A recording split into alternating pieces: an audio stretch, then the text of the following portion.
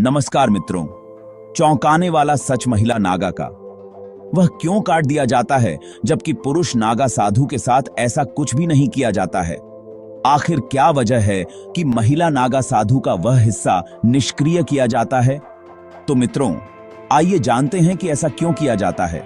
जानने के लिए वीडियो में बने रहें और चैनल को सब्सक्राइब करें, वीडियो को लाइक करें और शेयर जरूर करें।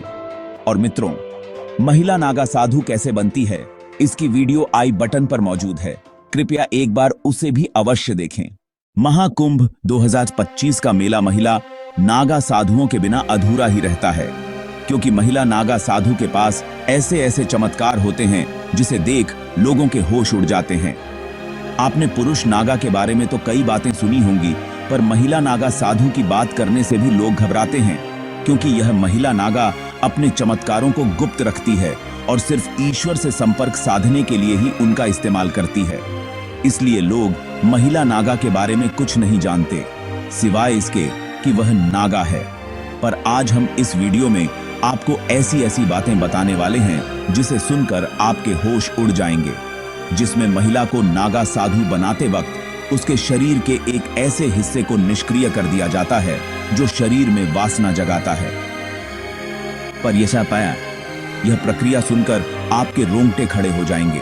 आखिर एक आम महिला को महिला नागा साधु कैसे बनाया जाता है, आज की यह वीडियो देखकर आपको सब पता चल जाएगा। पर उससे पहले, अगर आप भी भगवान को मानते हैं तो वीडियो को लाइक करके कमेंट बॉक्स में हर हर महादेव जरूर लिखिए। आइए आगे बढ़ते हैं। महिला नागा साधु कौन होती है? होती भी है या सिर्फ किताबों और कहानियों में मिलती है?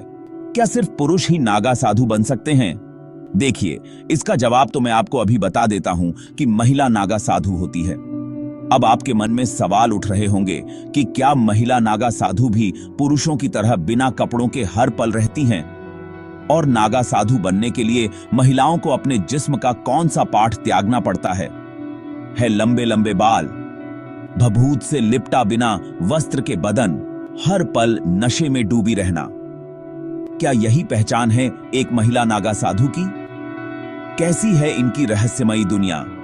सभी जानते हैं कि नागा साधु वो होते हैं जिनके काफी बड़े बड़े बाल होते हैं और वह निर्वस्त्र यानी बिना कपड़ों के रहते हैं और उनके शरीर पर हर तरफ भस्म लगी रहती है।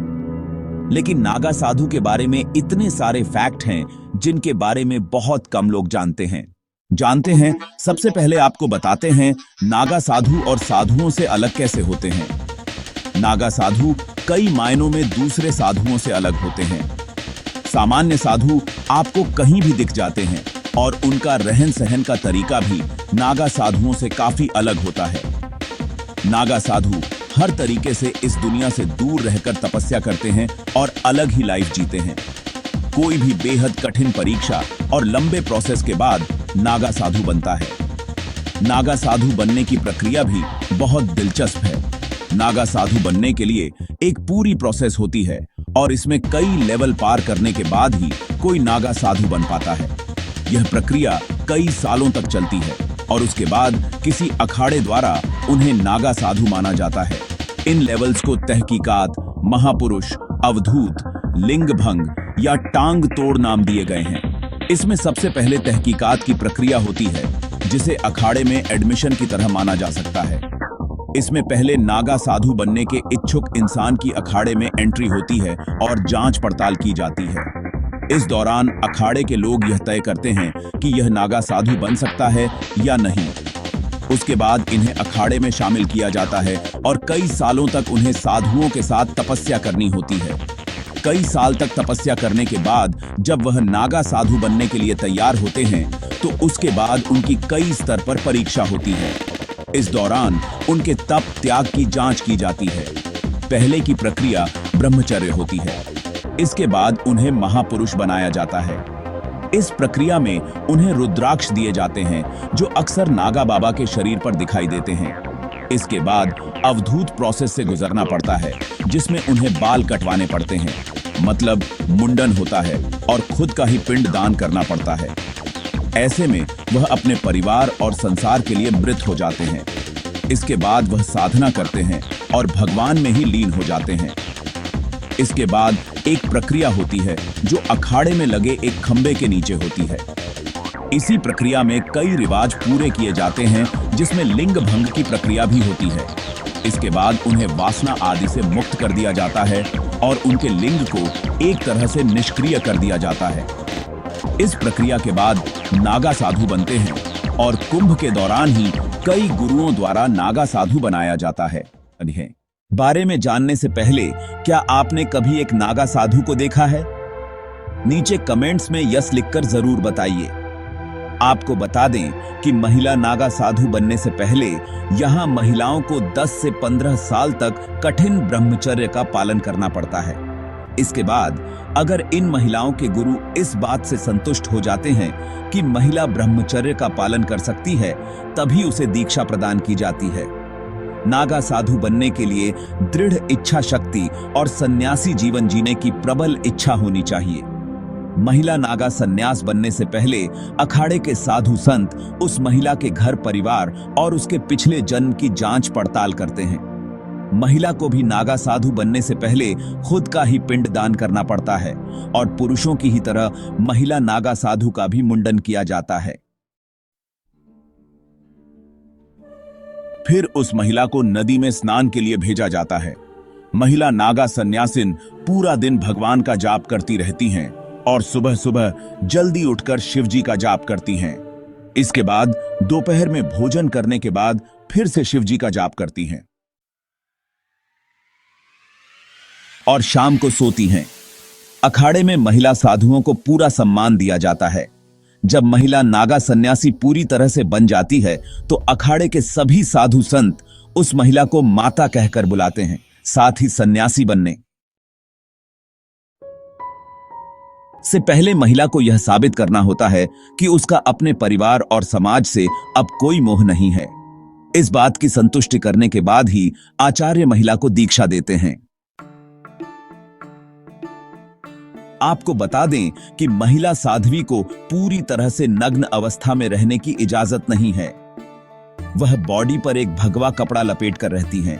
ठंड हो या फिर बरसात, हर मौसम में यही एकमात्र उनकी पोशाक है।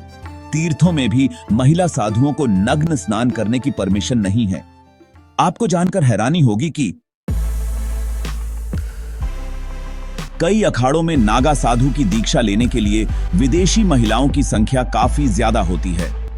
भारत में जिस तरह नागा साधु इतने कठोर होते हैं और इतनी परेशानियों के बावजूद बिंदास जीते हैं, इसके पीछे क्या वजह है, यह जानने के लिए बाहर के लोगों में काफी दिलचस्पी होती है।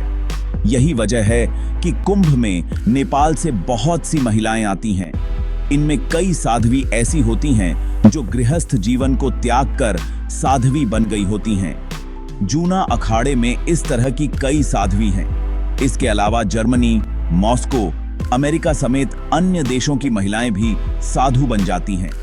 इनमें तो कई ऐसी हैं जो बिल्कुल यंग हैं, जो पढ़ी लिखी हैं।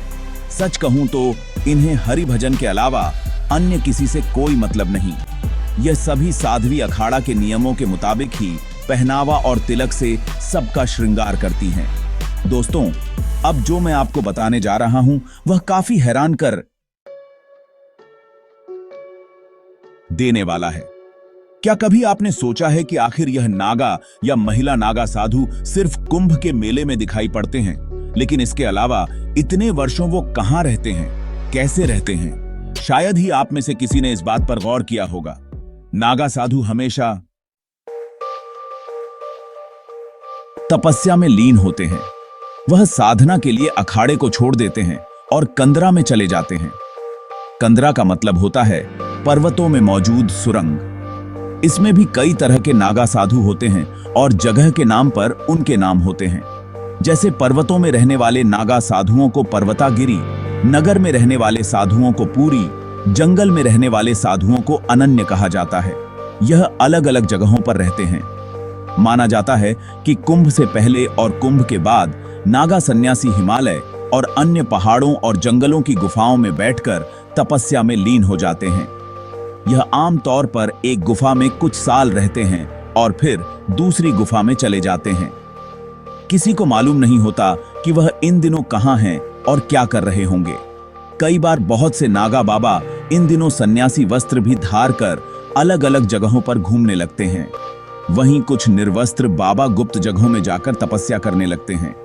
इस दौरान वे जड़ी बूटी और कंदमूल पौधे के साथ जंगलों और पहाड़ों पर होने वाले खाने की चीजों से अपने पेट भरते हैं। वह घूमते भी रहते हैं, लेकिन यह सब इतने सीक्रेट तरीके से होता है कि किसी को पता नहीं चलता। कुछ नागा साधु झुंड में निकलते हैं तो कुछ अकेले ही यात्रा करते हैं। कई बार यह जिस तरफ गुफाओं में बैठते हैं, कई दिनों तक भूखे प्यासे भी बैठे रह जाते हैं। अब आप सोच रहे होंगे कि